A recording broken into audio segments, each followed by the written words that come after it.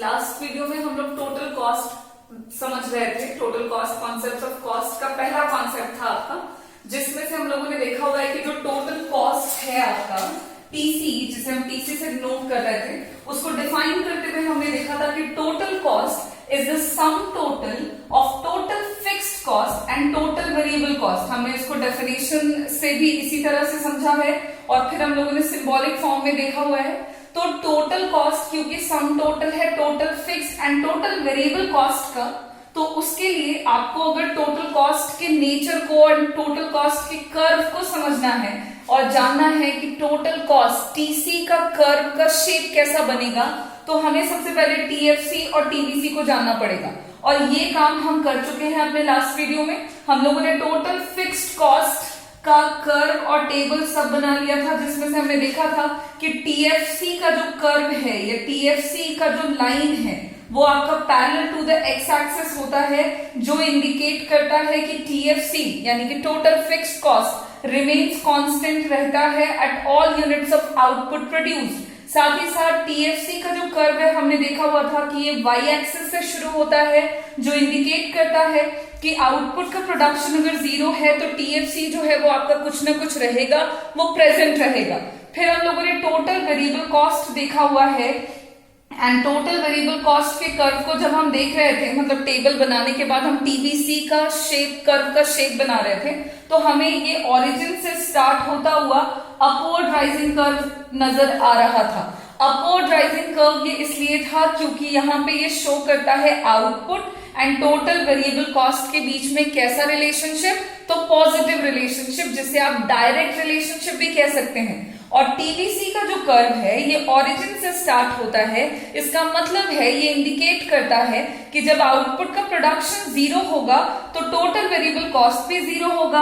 अब क्योंकि total cost is a sum total of total fixed cost and total variable cost, तो हमने यहाँ पे total fix and total variable को जान लिया है, समझ गए हैं हम। अब इन दोनों की मदद से हम बनाने वाले हैं टोटल कॉस्ट के कर्व को, और ग्राफ बनाने के लिए हमें सबसे पहले बनाना पड़ेगा शेड्यूल, यानी कि एक टेबल बनाएंगे हम लोग। तो टेबल से इसलिए शुरू किया है क्योंकि इसका डेफिनेशन हम ऑलरेडी देख चुके हैं। डेफिनेशन हमने स्टार्ट में ही लिख लिया था, स्टार्टिंग में ही हम उसको समझ चुके थे, फिर उसका सिंबॉलिक फॉर्म भी हम देख चुके हैं। अब मूव करेंगे हम टोटल कॉस्ट के टेबल पे। तो यहाँ पे देखिए कि क्या है, हमने यहाँ पे आउटपुट लिया हुआ है जो हम यूनिट्स में ले रहे हैं, जो कि आपका 0 से स्टार्ट होकर के 10 तक जा रहा है। एक एक यूनिट वाइज आउटपुट का प्रोडक्शन हम बढ़ा रहे हैं। एंड देन यहाँ पे है आपका टोटल फिक्स्ड कॉस्ट, जिसे रुपीज में मेजर कर रहे हैं, एक्सपेंडिचर है ये। और टोटल फिक्स्ड कॉस्ट देखते हुए आपको पता लगेगा, लेकिन पुराना वाला ही है जो हमने कल किया हुआ था। ये कर्व बनाने के लिए हमने टोटल फिक्स्ड कॉस्ट का टेबल बनाया था, जिसमें हम लोगों ने अज्यूम किया था कि टोटल फिक्स्ड कॉस्ट जो है वो आपका है ₹10 पर यूनिट, जो कि कांस्टेंट रहने वाला है at all units of output produce, जो हम जानते हैं। और जब 0 यूनिट ऑफ आउटपुट का प्रोडक्शन होगा, मतलब कहने का है कि कुछ भी नहीं बनाएंगे, तब भी टोटल फिक्स्ड कॉस्ट जो है वो प्रेजेंट रहेगा। एंड देन नेक्स्ट है आपका टोटल वेरिएबल कॉस्ट, जिसे हम अगेन रुपीज में मेजर करेंगे। तो टोटल वेरिएबल कॉस्ट का नेचर भी हमने समझा हुआ है। जब 0 यूनिट ऑफ आउटपुट का प्रोडक्शन होता है तो टीवीसी भी 0 होता है, और जैसे जैसे आउटपुट का प्रोडक्शन इंक्रीज होता जाता है वैसे वैसे जो टोटल वेरिएबल कॉस्ट है आपका वो भी क्या होता जाता है, बढ़ता चला जाता है। अब इन दोनों को हम देख चुके हैं। अब total fixed cost and total variable cost की मदद से हमें निकालना है टोटल कॉस्ट, और समझना है कि टोटल कॉस्ट का क्या नेचर है। क्या ये आउटपुट के इंक्रीज के साथ इंक्रीज होगा या डिक्रीज होगा, या जो भी होगा वो अभी हमें समझ में आएगा।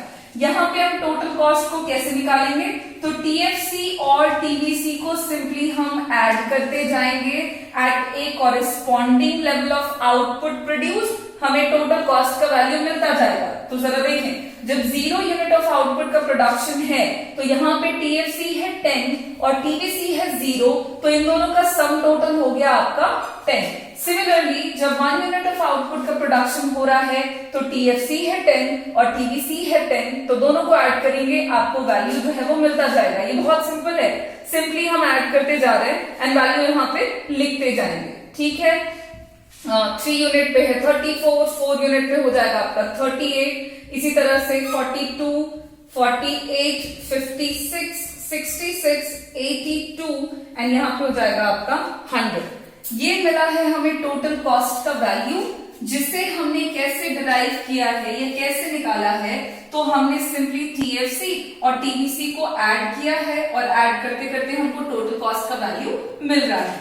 टोटल कॉस्ट का जो वैल्यू हमको मिला है उससे हमें दो बातें अगेन समझ में आई हैं। देखो पहली बात क्या है कि जैसे जैसे आउटपुट का प्रोडक्शन बढ़ता जा रहा है, टोटल कॉस्ट की तरफ अगर आप देखोगे तो आपको ये भी इंक्रीज होता हुआ नजर आएगा। मतलब टोटल कॉस्ट एंड आउटपुट के प्रोडक्शन के बीच में अगर हम एक वर्ड में रिलेशनशिप कहना चाह रहे हैं तो हम कह सकते हैं कि डायरेक्ट रिलेशनशिप है। आउटपुट का प्रोडक्शन बढ़ रहा है, टोटल कॉस्ट भी बढ़ रहा है। अगर आउटपुट का प्रोडक्शन घटाएंगे तो टोटल कॉस्ट भी आपका क्या होगा, घटता जाएगा। एक और जरूरी बात कि जब आउटपुट का प्रोडक्शन आपका 0 है, देन आप देखोगे तो आपको टोटल कॉस्ट दिख रहा है, मतलब टोटल कॉस्ट उस समय प्रेजेंट है एट ₹10 पर यूनिट। ऐसा क्यों हो रहा है कि आउटपुट कुछ नहीं बन रहा but total cost still present है? तो सिंपल सा लॉजिक है, हमको पता है कि टोटल कॉस्ट सम टोटल होता है किसका, तो टीएफसी और टीबीसी का। अब अगर हम बात कर रहे हैं कि 0 यूनिट ऑफ आउटपुट के प्रोडक्शन पर टोटल कॉस्ट का वैल्यू कितना होगा, तो 0 यूनिट के आउटपुट के प्रोडक्शन पर टीएफसी का वैल्यू जो है वो 10 है। क्यों? हम जानते हैं कि टोटल फिक्स्ड कॉस्ट प्रेजेंट होता है तब भी जब हम यूनिट ऑफ आउटपुट का प्रोडक्शन कुछ भी ना कर रहे हैं, और टोटल वेरिएबल कॉस्ट जो है वो आपका 0 होता है। अब टीएफसी एंड टीबीसी को ऐड करेंगे तो सिंपली 10 मिल रहा है।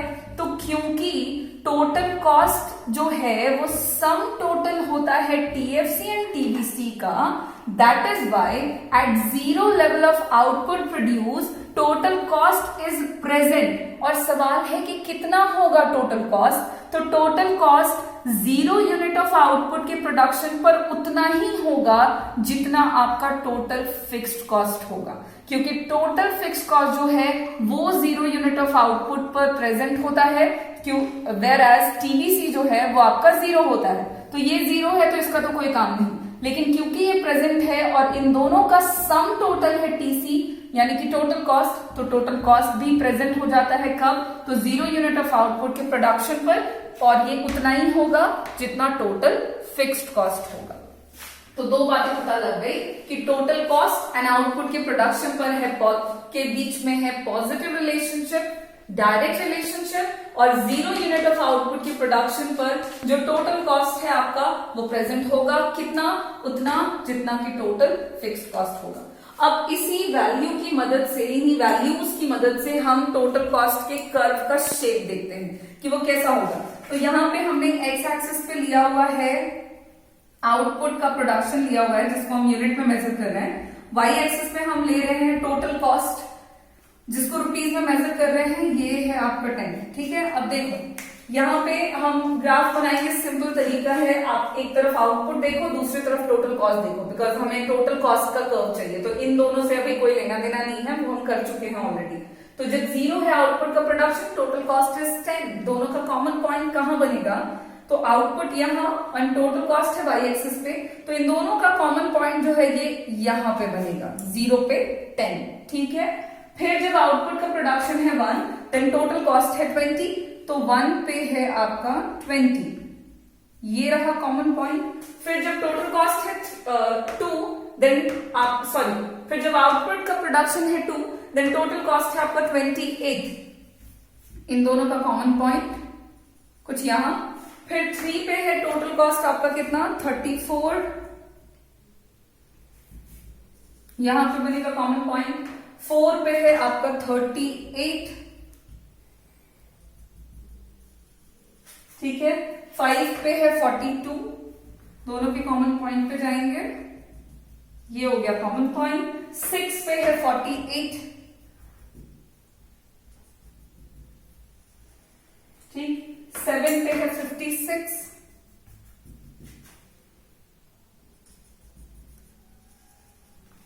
8 पे है आपका टोटल कॉस्ट कितना 66,